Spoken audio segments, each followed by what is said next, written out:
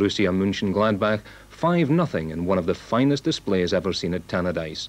The Germans were completely dominated right from the kick-off, and believe it or not, the score could have been doubled, but 5 goals did quite nicely. Sturrock signalled the start of the blitz when he split the Borussia defence with a superb through pass for Ralph Milne to blast into the net in the 36th minute. From that moment on, there was only one way United were going, and when a clearance broke to Billy Kirkwood, the unsighted keeper could do little about the swerving 30-yarder that sent everyone wild with delight. After the interval, the Dundee side took up where they left off. Ringles could only deflect a through ball into his own goal mouth, and there was Sturrock to put them ahead on aggregate.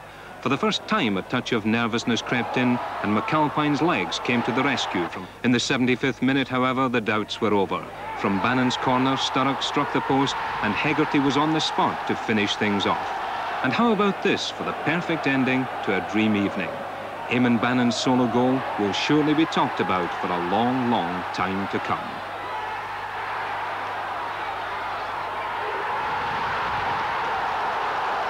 Afterwards, the crowd stayed to cheer what an hour and a half before had seemed mission impossible. But all along, manager Jim McLean had said his team could do it, and I asked him if he ever thought it would be quite like that. No way did we think it would be 5-0, but make no mistake, we honestly always believed that if a fit Paul Sturrock on the field, we felt that if we get an early goal, we could definitely put an awful lot of pressure on the German side. And I think right for the start of the game, we didn't really get the early goal, but we kept playing with confidence throughout the match. And I thought the crowd did their part in being patient as Scots supporters can be anyway, because they still want far too much the ball just to go forward. But everybody here is obviously very pleased.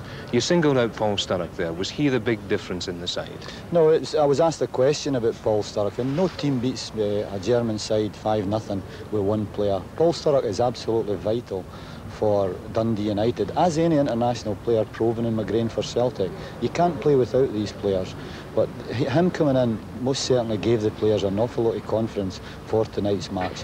But the other important factor was that we beat Aberdeen last Wednesday, and that done an awful lot for the confidence of the players. Jock Stein was here tonight. He must have seen a few players who would do him nicely for Spain. You've got me smiling here, you better watch what you're saying.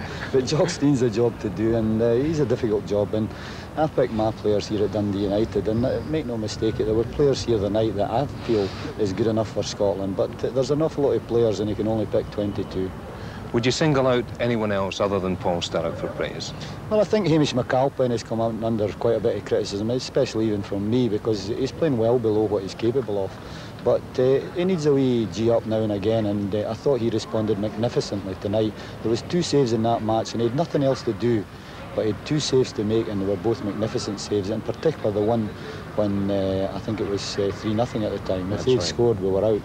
The Eamon Bannon goal was something special too, wasn't it? Well, that again had me smiling, and I was out the box again. I hope that the linesman didn't see me. Looking to the draw at the weekend, is there anyone you would like to meet in the next round? Absolutely no thoughts at all about the draw. The most important thing is that we've got to get our feet firmly back in the ground, and the players can only lose after a performance like that, as far as I'm concerned.